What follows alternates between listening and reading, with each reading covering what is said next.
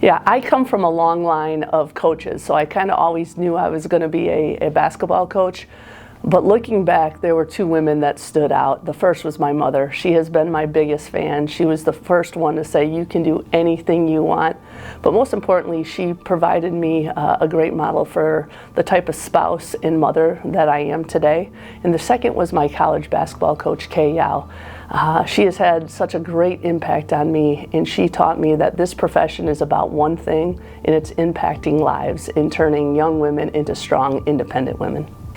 So Dr. Denise Trouth, who's the president for over 2 decades at Texas State University, inspired me as a leader, partly because she selected me for an opportunity when I was a tenure track faculty member to learn from her, and really saw something in me that I had never seen in myself.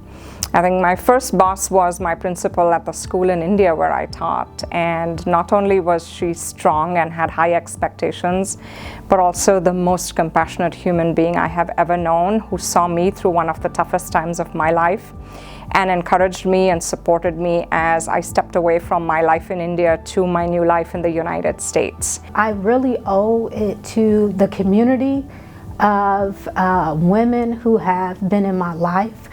I never expected to be in a leadership position due to my speech impediment, and for a long time I allowed my disability to hold me back from leadership.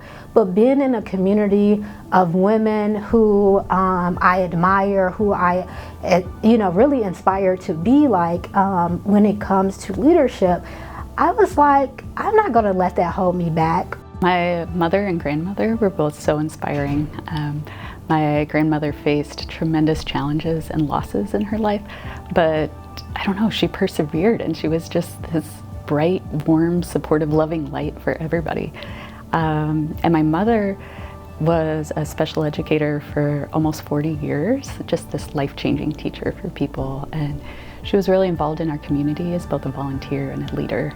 So both of them, as well as my father, really instilled this deep sense of working hard to help others. Kathy George was someone that inspired me in my coaching career. She played volleyball here at ISU, and then she went on to have a very successful career at Michigan State. And I remember looking at her bio and being so overwhelmed of like, oh my gosh, this woman is unbelievable. Where am I even gonna get started? How am I gonna do this? And I remember just thinking, if she can do it, like, why can't I? Well, I hope I'm inspiring the future generations by modeling what I think is very interesting. One, the knowledge base that we've developed over the last hundreds of years, and the process of doing research where we go into the lab or in some setting and try to ask questions that we just want to know, but we don't know how to do it. I always tell my students, just be you. You don't have to be anyone else. You're not competing with anyone else but yourself. So my goal and what I love to do in this class is to sort of introduce people who are a little bit afraid of computers to computer programming, and I feel like I hold their hand through it, and I show them that computer programming is really easy because you know when you've got the answer right.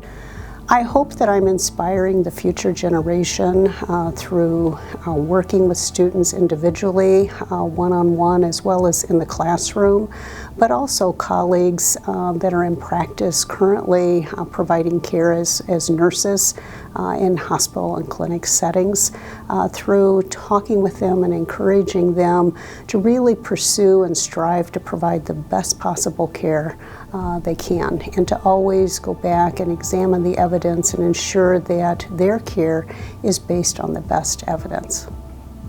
Yeah, I always try to make sure that students know that I'm present for them.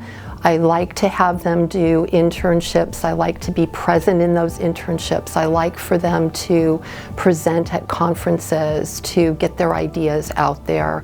And I want them to know that I believe in them and that they can do this.